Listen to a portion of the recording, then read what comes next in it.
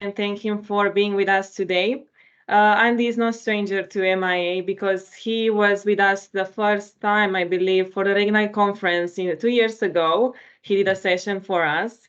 The last year, he was with us for the Connect Day, where we had session on professional relationships and networking.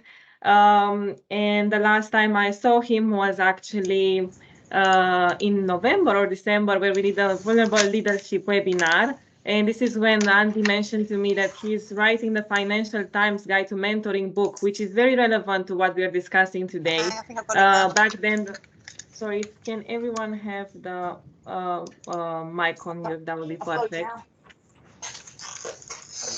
Yeah. I am. Sorry, I just muted everyone. So yes, he mentioned that the book will be ready by now, and it is, and he will be sharing the details to you. Andy is an international speaker. He's a podcast host, and he's also writing weekly blog for the Psychology Today.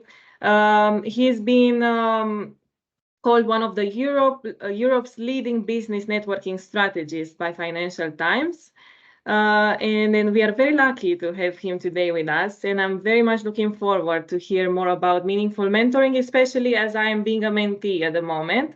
This is a nice coincidence. So I'm very much looking forward for this session. And thank you again, Andy, and over to you.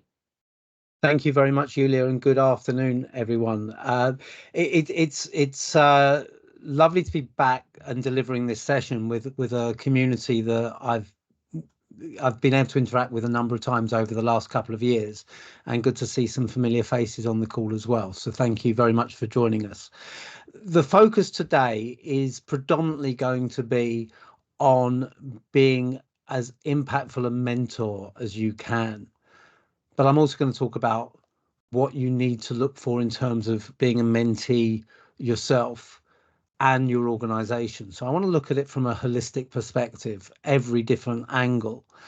But the focus is on whether mentoring is actually meaningful. And my co-author Ruth Gotian and I both feel very strongly that mentoring has a massive potential to have a huge impact on so many people, and we're failing to achieve that at the moment. And I'll share some stats with you shortly that will highlight why we feel that. But we pay lip service to it. We know its power, we know its potential, but do we really take it seriously enough? So I want to actually start with a little bit of reflection for you.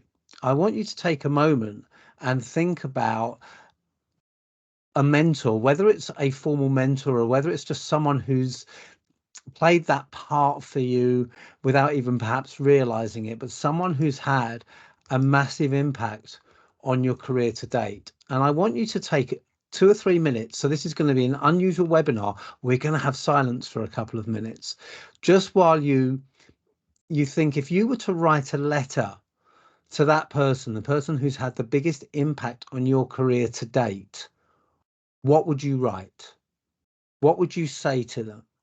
What would you say to them about what they said to you that resonated so much? What would you say to them about how they were with you and how they said that, so that you remember it even till today? And what would you say to them about why you would listen to them? What was it about the way they interacted with you, the interest they showed in you, perhaps the relevance of their advice, whatever it might be? Why did you stop and listen to them, and I assume take action? So just take a couple of minutes and just jot down a few ideas. If you were to write a letter to that person who had the biggest impact on your career to date, what exactly would you say?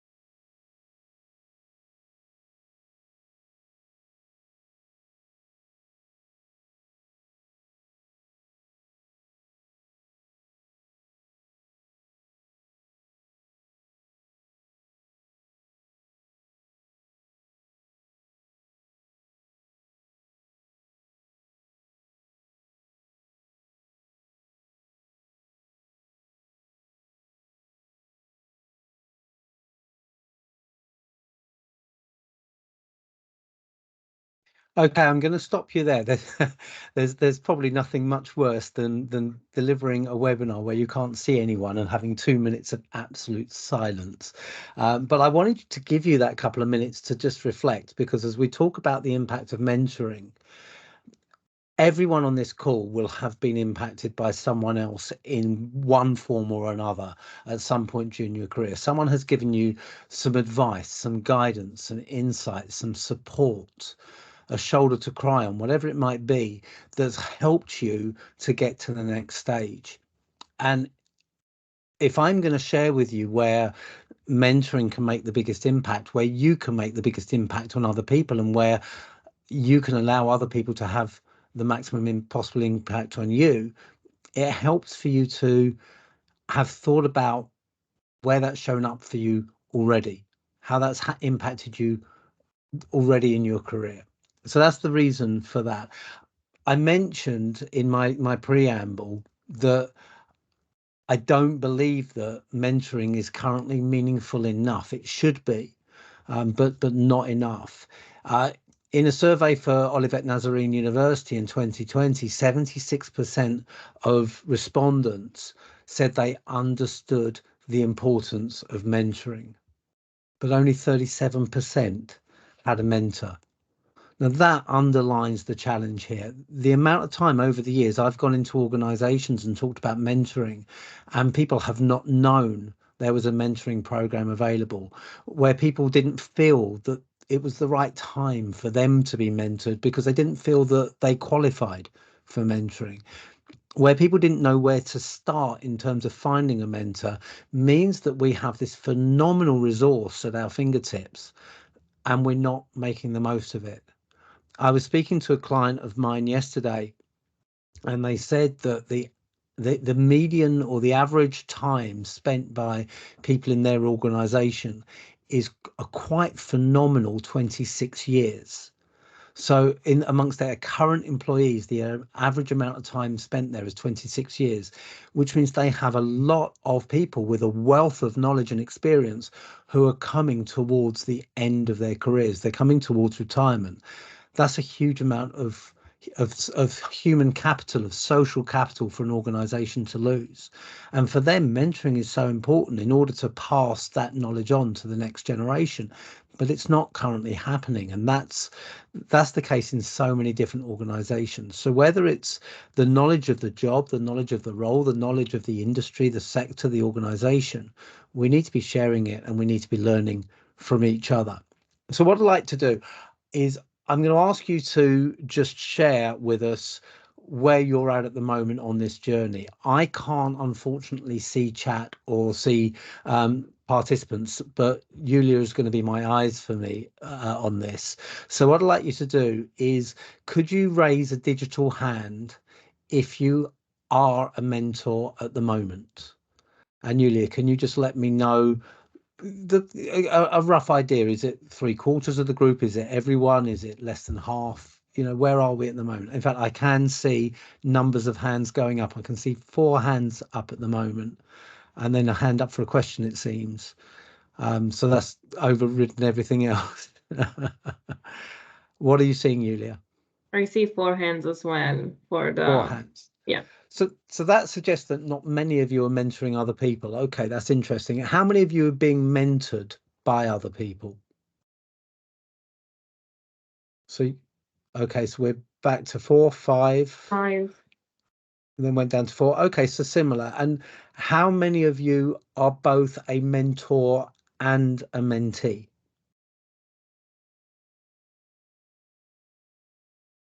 I don't know if we've got anyone who's qualifying We for have that at the moment. 2, I think. Oh no, Or we've got a 4. few. Okay. Now, I don't know if you can tell if that's the same. Well, I'm guessing it's the same people. The maths that I can see would suggest that it's the same people mentoring and being mentored, which is really interesting. Now, for the rest of you, there's two possible explanations. One is that you neither have a mentor nor mentor anyone else at the moment. And the other alternative is you won't put your hand up, whatever I say. So if you won't put your hand up, whatever I say, if you can put your hand up for that. No, I didn't think so. So I'm going to work on the assumption that there's a number of you that this is a totally new journey. It was good to see that a number of you are mentoring and being a mentee, because we do tend to fall into the trap of thinking it's one or the other when actually it should be both. I mentor people and I have mentors for myself as well. But let's dig a little bit deeper into whether mentoring is meaningful or not. I think there's three particular areas I'm concerned about. The number one is the lack of focus and clarity, and I've touched on this already. I will go into more detail on this, but on an organizational level, I've already talked about organizations where people don't even know a mentoring program exists. It's not communicated. People are unaware of its existence or its relevance to them, or whether they qualify for it. And even on an individual basis, do we really understand what we're searching for mentors for, what a mentor will do for us, what they're going to help us achieve? So if we can create more focus and clarity about the role of mentoring, the role of mentors, the expectations around both parties in a relationship, then we can achieve a lot more through those mentoring relationships.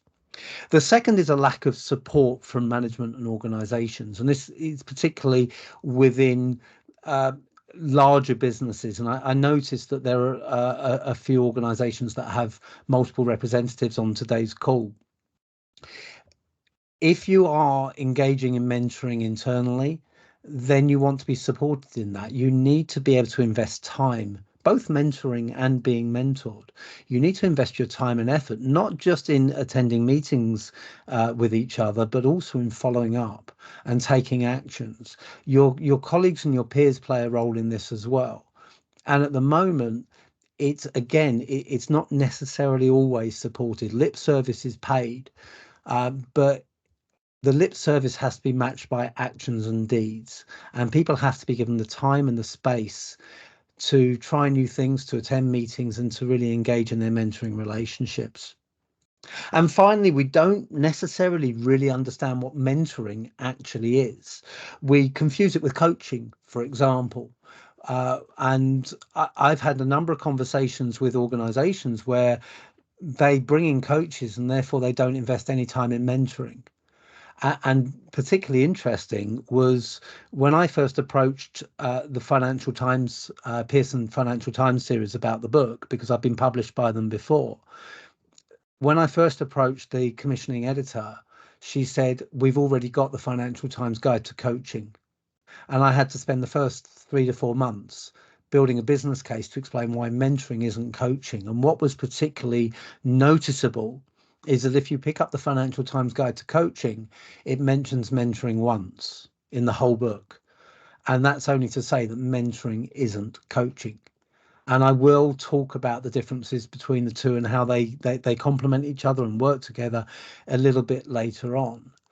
But we need to really understand that just because you're coached, it doesn't mean that there's no need for a mentor there. There's space for both, and it's understanding the importance of that.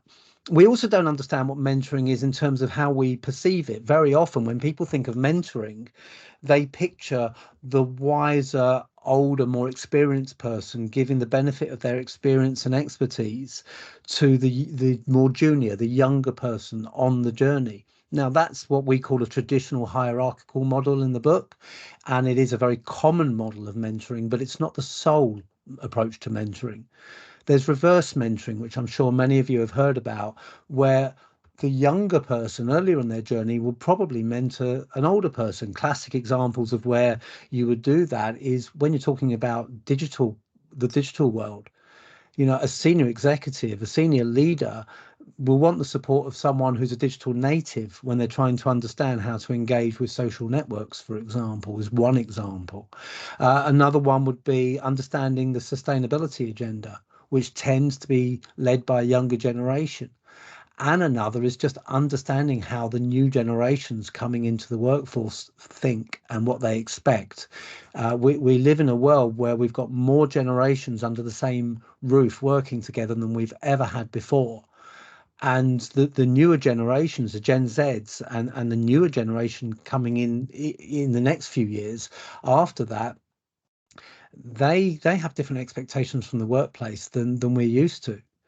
So reverse mentoring has a whole role as well. There are several different models. There's peer-to-peer mentoring as well, and different ones. We can't just relax and be complacent and assume that mentoring is just one thing. Mentoring can have a number of different looks and feels. And because we're not open to that, or if we're not open to that, we miss out the chance on really achieving its full potential. So when I ask the question, is mentoring currently meaningful? When I talk about meaningful mentoring as a presentation topic, that's where I'm coming from. I think mentoring is incredibly powerful. I will share with you at the end of this session just how powerful it can be and why it's so important to grasp. But I think, like many of the areas that I talk about underneath that wider banner of professional relationships, we are a little bit complacent about it. We leave it as a bit of an afterthought, and as a result, we don't really grasp it with both hands. It is really interesting to me that there are so few of you on this call that are actively engaged in mentoring based on what I saw with the hands up, and yet you've chosen to be on this call, which suggests you recognize the potential, you recognize the potential impact, you recognize the power, but you're not necessarily leveraging that at the moment for yourself. And so hopefully this is a well-timed session for you. So as I mentioned, we're going to look at three. First of all, who is mentoring you, and are they maximizing their impact? Is that working out for you? Who are you mentoring, and are you making the best possible impact on them? And what's the culture within your organization, and what needs to be in place for that to be successful?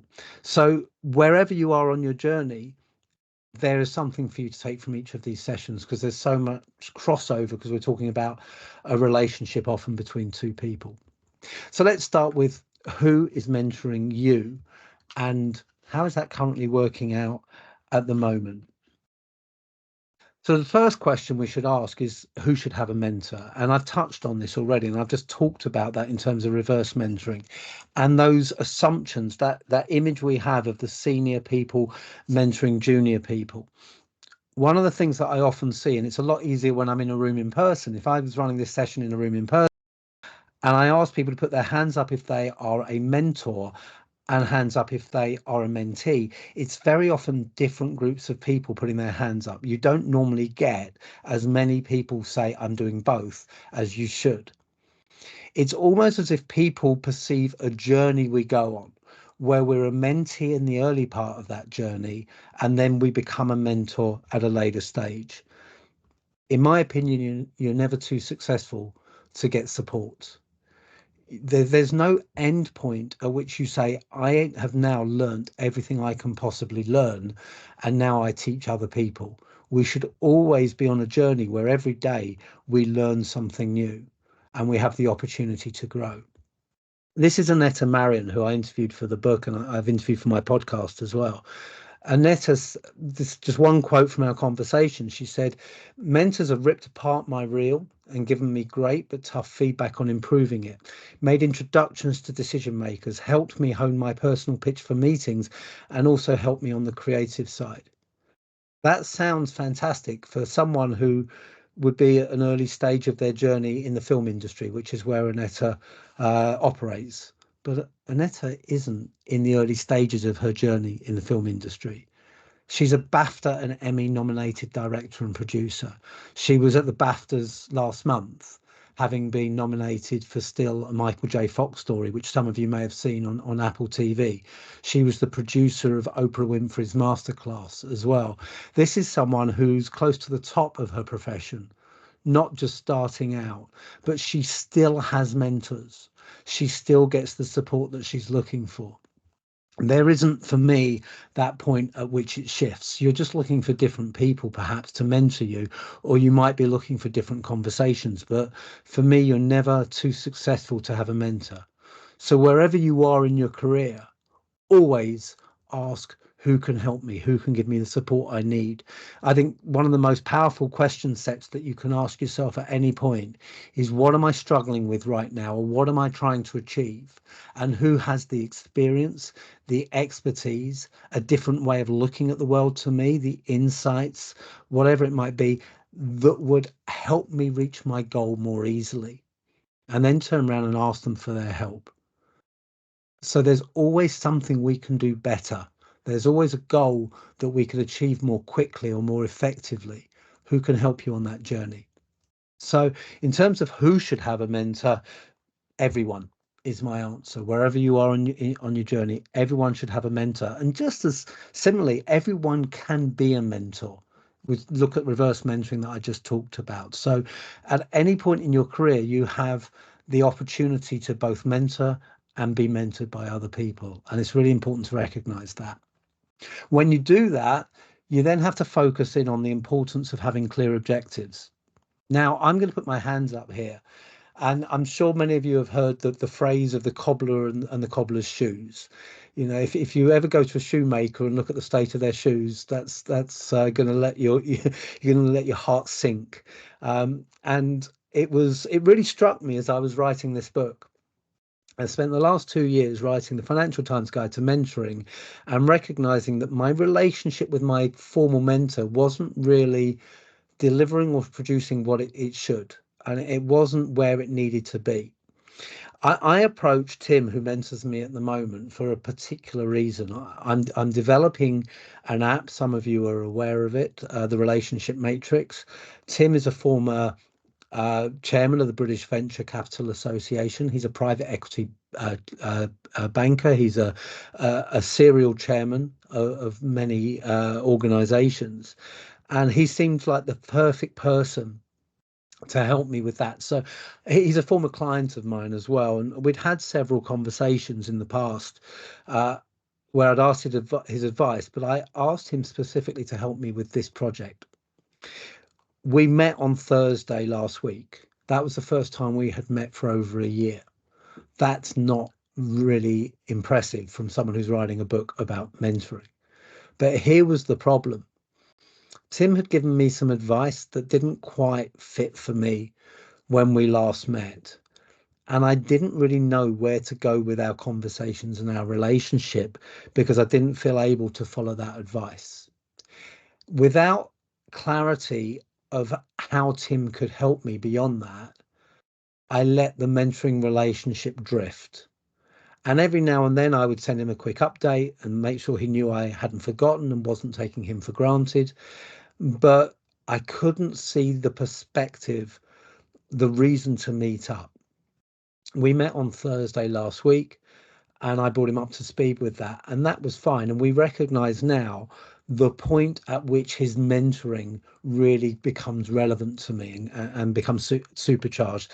I went through what I have done in that last year with the Matrix, and he agreed that I was right not to follow his advice at that point, and the steps I've taken have been the right ones. And we agreed that we would stay in touch, and when the time is right, we will pick up the mentoring relationship. Having clarity about why you're meeting is so important.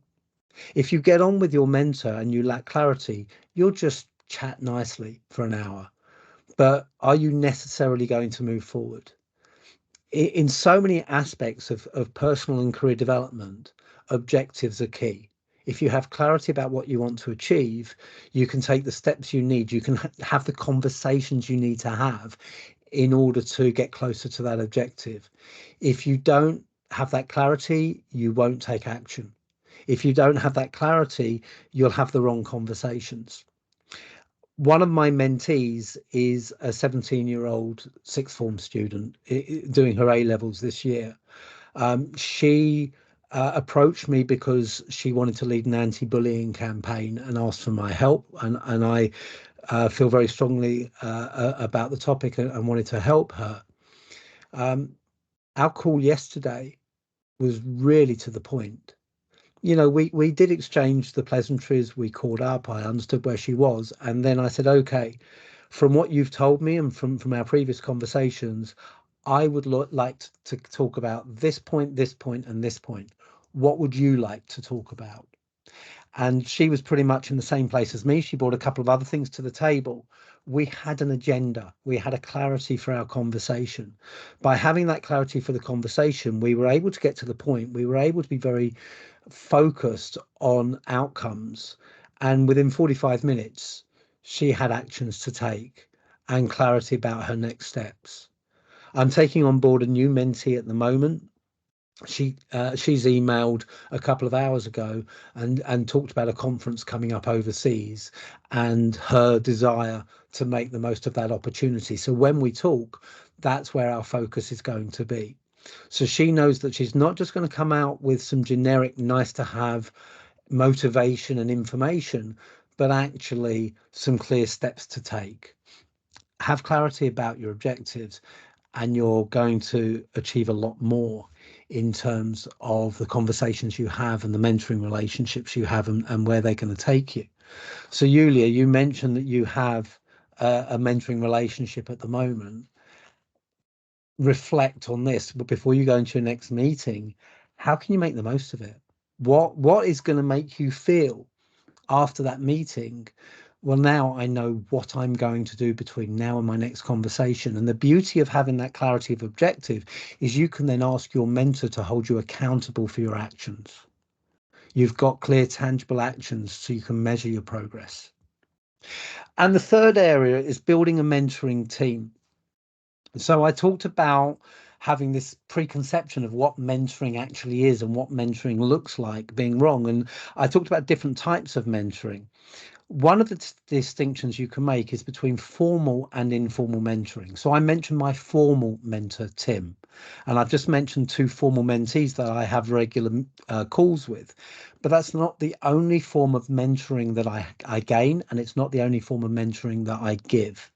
So, for example, I've spoken, I've been very lucky in my career. I've spoken in, I think, 26 countries in person. When I first went on that journey, I remember the first time I spoke in a country where English wasn't their first language, and the first time I spoke at an event where I was going to have a translator working with me. I picked up the phone to people I knew who were very successful in that space and were doing it a lot, and I said, "What do I need to know?" And I have a host of people who support me with particular challenges. So this particular presentation, this is the second time I've delivered it. I wrote it with the help of someone who is an informal mentor. When I have a new presentation, I say, can I have an hour of your time, Alan? And we sit down and we go through my presentations and we shape them, and then we go back to it a week or so later. I don't meet with him every month or every quarter or even every year. It's only when I need to design a new presentation, but then he'll be there for me and he'll support me. So the point here is that you don't just have one mentor. You surround yourself with people who can help you, whatever comes up for you in your journey. And the beauty of this is a lot of those people won't call themselves your mentor. You may not even call them your mentor, but they're there for you. They're there to give you support. And the more people like that you have around you, the more opportunities are going to come your way, the more conversations you have, the more things will fall right for you. There's a famous quote that was attributed, it's been attributed to a couple of people, but the one that I've heard the most is the famous South African golfer Gary Player. And I think I may have mentioned this when I spoke at that original conference a couple of years ago, Yulia. Gary Player was coming off the golf course one day in a championship round, and someone said to him, you were lucky today, weren't you, Gary?" And Gary Player's response was, "Maybe I was lucky, but the funny thing is, the harder I practice, the luckier I get." And there's a similar version to this, a similar quote that goes to the heart of the power of having lots of conversations with lots of people and having a host of mentors around you. And that is from Stephen Johnson, author of Where Good Ideas Come From. Chance favors the connected mind. The more connected you are, the more conversations you have, the more advice you get, then the more opportunities will come your way. In my mentoring session yesterday with the student, I asked her, because it came up in the preamble, I asked her what she wanted to do for her career after university. And she mentioned a particular route, and I said, "How long have you really wanted to do that?" Because it was quite a shock to me what she said. And she said, "Oh, a couple of months," because of something she read or heard. And my advice to her was go out and have a lot of conversations around that area and around related areas. Talk to people who are in different positions in that area, different experiences, but also not directly in that area, but in a similar space to what she wants to achieve, why she wants to go into that area. I can't really share the details.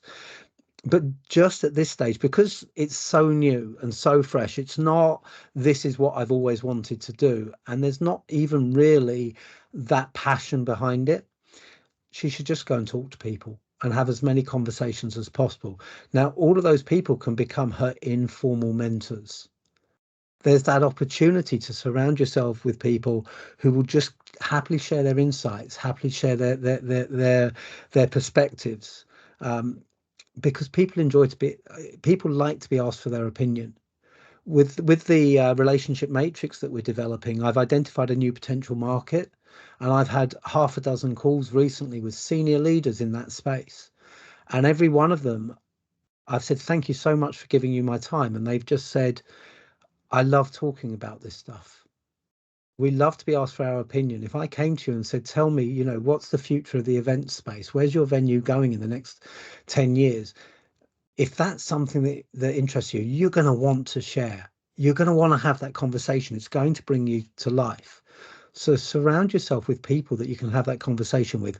Mentoring does not have to be a formal, traditional, hierarchical model. It can be very informal with a whole range of people at different stages in their career. So that was about you as a mentee. Is that working for you? Are you allowing it to work for you? And are you surrounding yourselves with enough people and having enough conversations so you can really get the benefit from your mentoring? Then we want to look at you as the mentor. Who are you mentoring and what impact are you making? And I know there were 3 or 4 of you that put your hands up to say, yes, I'm a mentor at the moment. Well, the first thing I want to ask you is, what progress has your mentee made since you started working together? And how could you prove that? How tangible is it?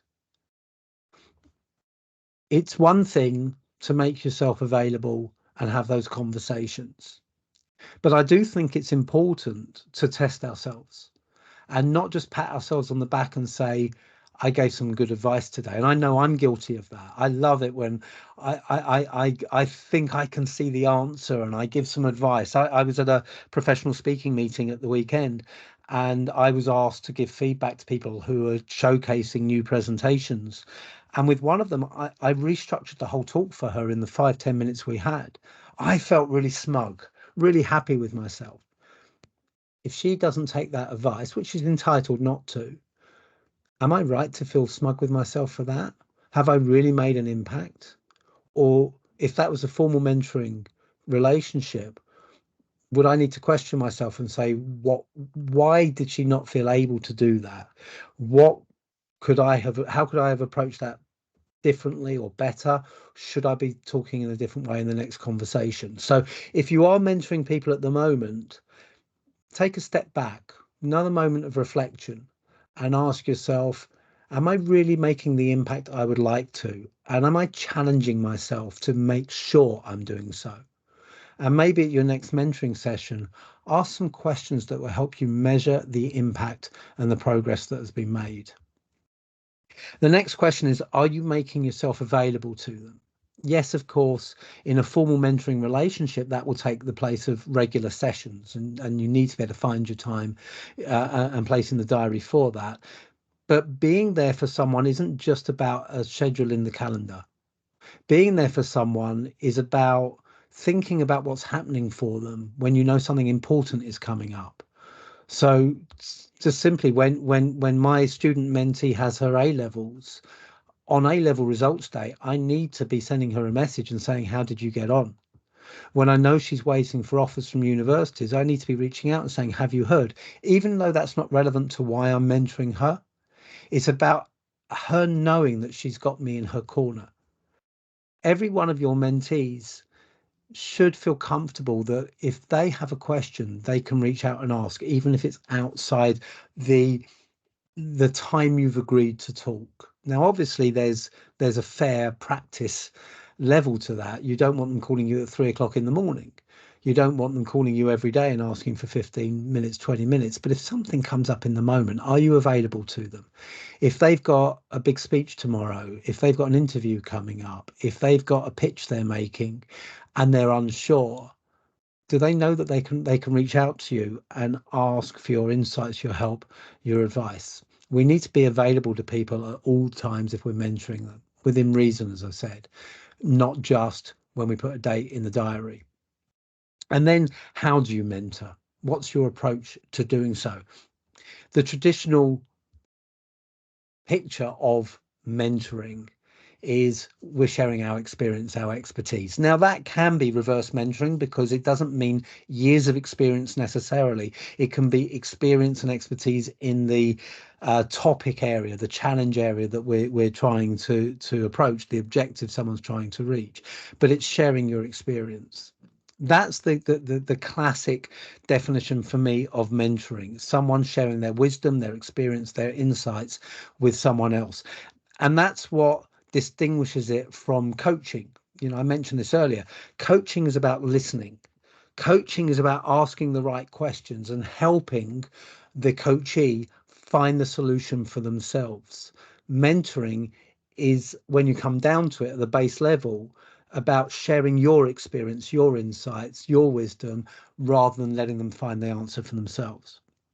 In fact, the two can work hand in hand. A good mentor will use coaching techniques in their mentoring conversations. So I will often, particularly when I'm mentoring around professional relationships, I will often know the answer almost as soon as the question is posed. I will often be able to see the approach I would recommend, but I have to bite my tongue and instead ask my mentee how they would approach it and try to get to the point that I feel is the right one, but help them get there themselves. And actually, sometimes they might find a different route, which is better than the answer that I thought was the right one. Two reasons for that. Number one, if we rest on our assumptions, we know the answer. As I say, there may be better answers out there and we're not getting close to them. And secondly, if someone finds the answer for themselves, they're more likely to own it, understand it, move forward with it than if they're just told. We learn more by working things out for ourselves than we do if we're just told the answer. So we need to be marrying mentoring and coaching techniques together so that we don't leave people after a mentoring session not knowing the answer because they haven't found it for themselves. We still give them the benefit of our wisdom and our experience, but we go on that journey with them. I also want to throw a couple of other roles into the mix because these are also important roles for a mentor that both fit into the mentoring relationship and have a standalone entity themselves. So one of them is role modeling. So as a mentor, you are a role model, and particularly if you work in the same organization and you're visible, you have to make sure that your actions are congruent with what you say. I talked about the cobbler's shoes earlier, and I was very, very conscious of writing a book on mentoring, delivering presentations on mentoring, but not having quite the right relationship with my own formal mentor myself. So even if not for myself, but for people who are reading or listening to my words, I needed for my actions to be congruent with those words. So are you acting out what you're teaching other people? Are you a true role model to them? And then the other one is a sponsor. Many larger organizations have a separate role of a sponsor, someone who will advocate for you. So if you want a promotion within the organization, they will be the one who will shout your name from the rooftops. They'll be the one who puts you forward. A good mentor will do that. They will look for opportunities for their mentee and they will connect them. It's not in the job description. It's not in the formal definitions of mentoring, but it's where a good mentor for me goes the extra mile and they advocate for, they open the door for their mentee. So I mentioned my mentee yesterday, looking at those future career opportunities. I thought of someone straight away, very senior, very experienced in the space she wants to go into, the particular niche she's interested in. And I've said to her, have a look at the website, get to understand what they're doing, and then if you'd like the introduction, I will tee it up for you, because I will act as her advocate, as her sponsor, as well as giving her the advice as well. So as a mentor, be looking to be an advocate for your mentee, as well as just giving them the tools to move forward themselves. And then finally, manage egos. And yes, there's the ego of the mentee who will turn up to the meeting trying to impress you. It's not about you being impressed. You need your mentee to be comfortable at opening up, warts and all, telling you what they're struggling with. If your mentee is trying too hard to impress you, then you're not going to move forward. And for that purpose, and this is really important for those of you who are on this call from relatively small or medium-sized organizations, where if you're getting mentored internally, there's the challenge that there may be a conflict of interest. That mentee is going to, if you're the mentee or if you're mentoring them, the mentee is going to be driven to impress, because there's all of everything happening outside the mentoring room that you know will come into play.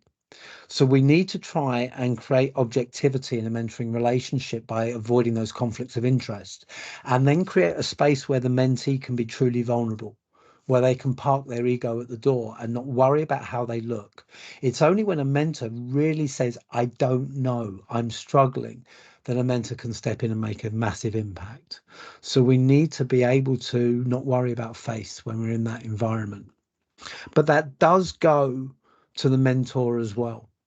Mentor needs to leave the ego at the door as well. It is so easy to be tempted to share all of your achievements and how wonderful you are. That's not what makes the biggest impression on a mentee. What makes the biggest impression on the mentee is where you've struggled and what you've learned from it.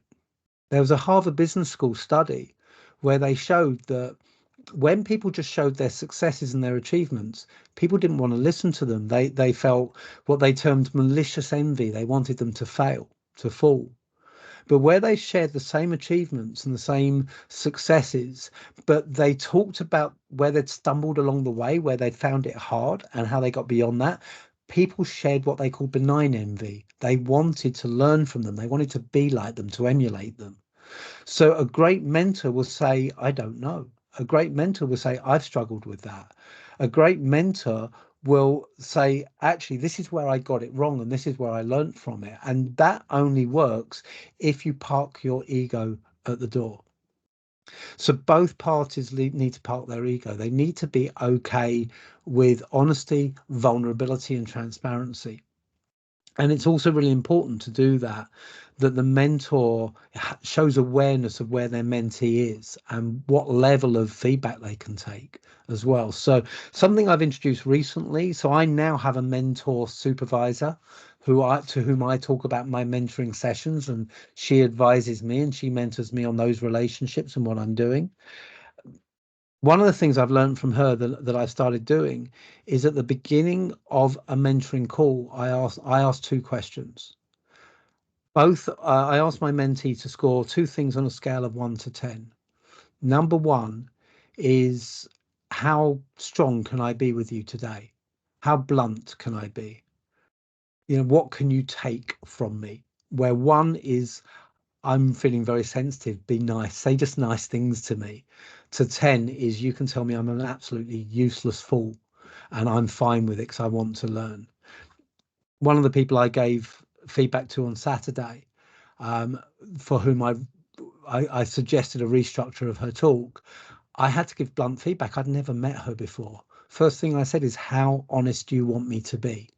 And how okay are you with honest feedback? So you know where someone is, because then you can give them the honest feedback. This lady is Dame Catherine Granger, one of our most successful ever Olympic rowers. And in an interview with the Times in 2017, she said, you would rather your coach tell you genuinely what is needed and where your failings are and where your strengths are, rather than your coach sugarcoating it and keeping it positive all the time. I'm a great one for honesty. I used to get the nickname of Simon Cowell when I gave feedback on presentations. I don't think you learn from people being nice. I don't think praise sandwiches, or they have another title as well, do anyone any favors. I think we do people favors by being honest and open with them and constructive in that criticism.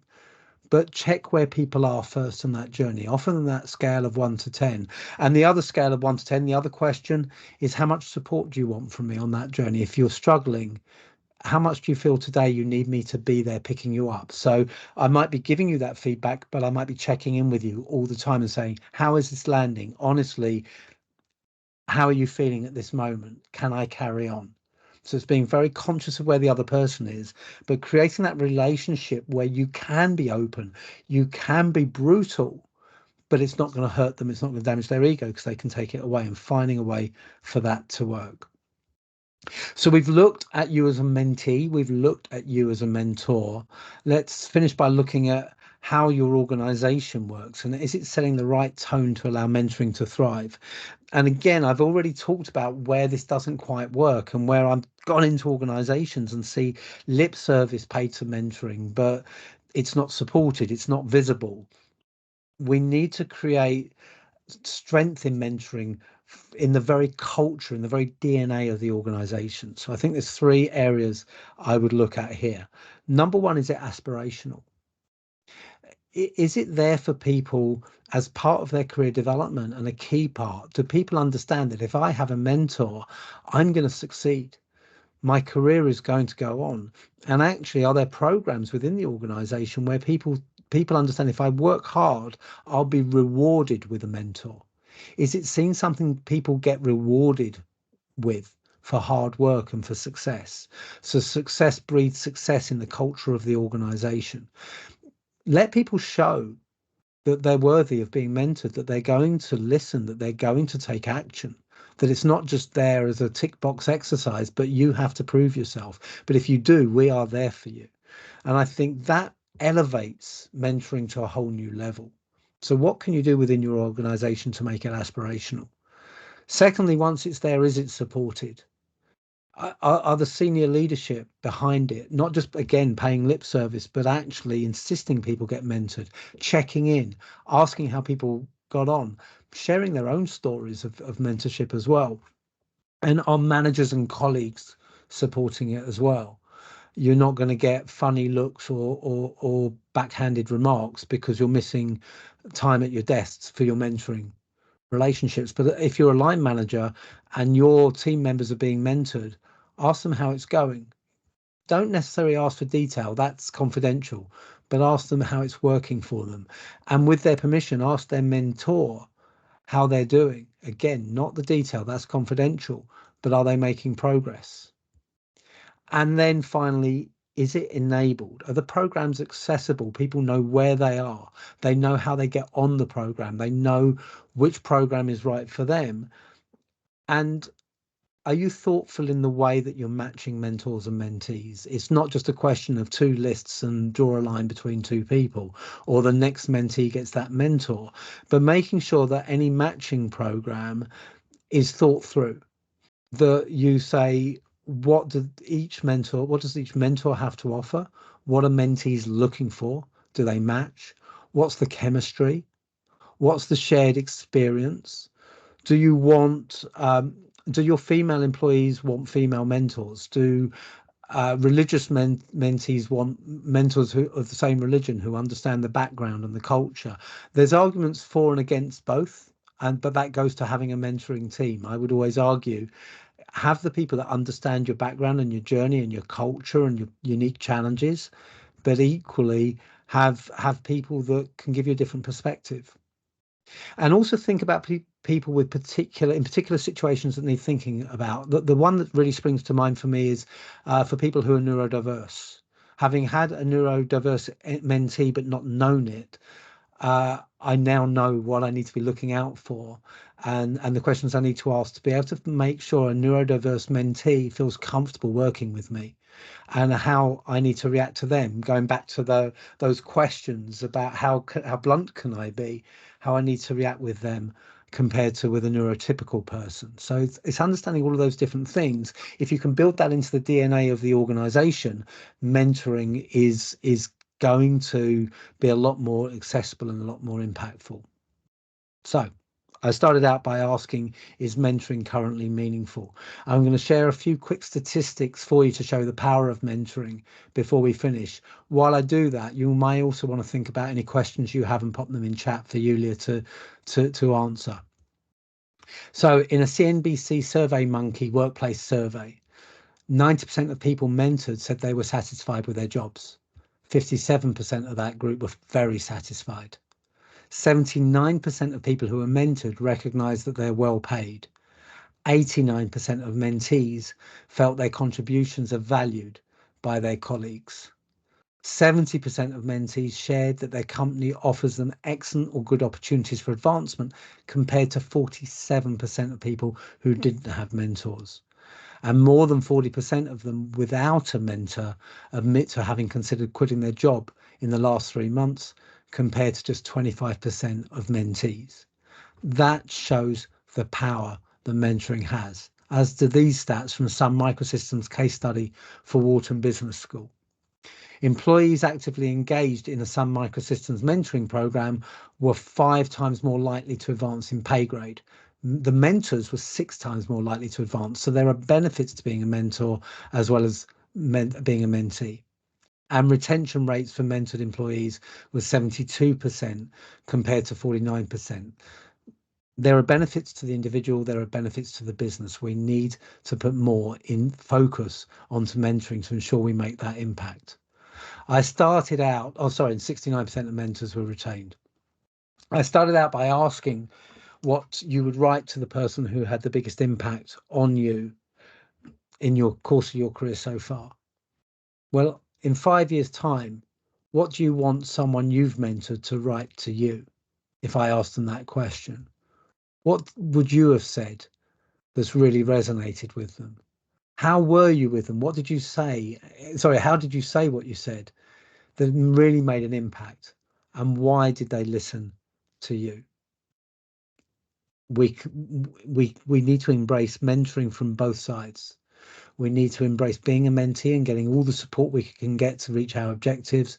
And we need to embrace mentoring other people, giving them that support and getting that beautiful letter in 5 years' time that tells us the difference that we made.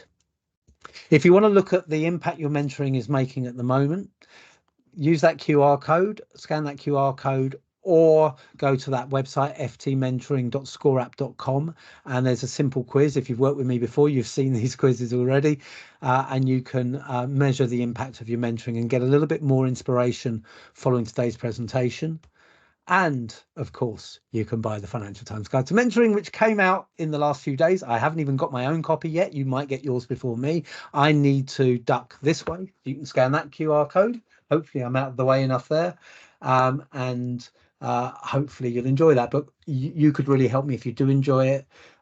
Please leave an Amazon review, a Goodreads review, or tell people about it, because it all makes a difference. Thank you very much. Julia, do we have any questions? Thank you very much, Andy. It was a very powerful presentation, and I learned a lot and have a lot of notes. I have a question in the chat from Chloe. She is asking, how valuable in your experience is to have a mentor from someone that works in a different field to you? I work for a university and I'm inspired by those in different faculties, but wonder if it's better to stick to those more senior than me in my own department. Well, I'll refer back, Chloe, to a couple of things that well, actually, one thing I said earlier and one thing I haven't talked about. So the one thing I said earlier is you don't need to have just one mentor, have a mentoring team. So the answer is yes to both. Have mentors within your own faculty if that's going to help you achieve what you need to achieve, but also find mentors in different fields, even outside the educational sector and outside the event sector. I talked about chance favors the connected mind, that Stephen Johnson quote. That's connected everywhere. The more diverse your network, then the more powerful the ideas that come your way. And what interests me from the work that I do is the amount of sectors I work in and industries I work in where people tell me their problems are unique, but they're not. Everyone has the same problems. They just label them differently, or they think they're unique to themselves. But different sectors and different skill sets, different mindsets find different solutions. And you end up in a bubble where the event sector does things this way, or the education sector does things this way. Phil Jones, the managing director of Brother UK, once said to me, you need to inhale from outside your organization so that you can breathe new ideas inside. So my answer to you is yes, and do both. Any other questions, Julia? We have a thank you note from Erica, and Alda is typing now. I'm not sure if that's a thank you Okay. note or a question. So, Well, there's a while we're question. waiting for Chloe, I'd recommend another book, which is Rebel Ideas by Matthew Syed, which is brilliant on cognitive diversity and getting different ideas from different places. The question from Alda, Andy, is we all lead such busy lives. How do we ask someone to take time of their own day to mentor you, especially if you haven't met them in person? Is it worth offering compensation? Okay, so there's quite a lot to unwrap there. Number one is if you don't know them, you can approach people, but whether you know them or not, be okay with a no. I've asked people I know really well to mentor me, and they've said no because of busy lives. But here's the interesting thing: they're still my mentors. They just don't know it. So that I don't have a formal mentoring relationship with them, but if I have a question, they're there to answer it for me. To answer it for me. So be okay with no. It's not about you, it's about them. That's absolutely fine. Maybe start softly, particularly if you don't know them. Just ask for advice on something. Build the relationship first before you ask them to mentor you. And I would approach it that way and get them on board as informal mentors first. And then if they're regularly giving you advice, say, look, I really value your advice. I know you're busy, but would you be willing to mentor me? They're more likely to say yes if you've got that stronger relationship. I laughed because my co-author Ruth just didn't understand the whole concept of people paying for a mentor, whereas a lot of my work is based on mentoring. And when I've spoken to a number of her American colleagues, she's in the US, that they don't have that model there, but in the UK we do. So it is okay to pay for mentoring. You can find mentors through the Association for Business Mentors, of which I'm a member. So you can find people who, like coaches, sell their services as mentors. It's a cultural thing. I think it's just different in each market. Then that's it for questions, Andy.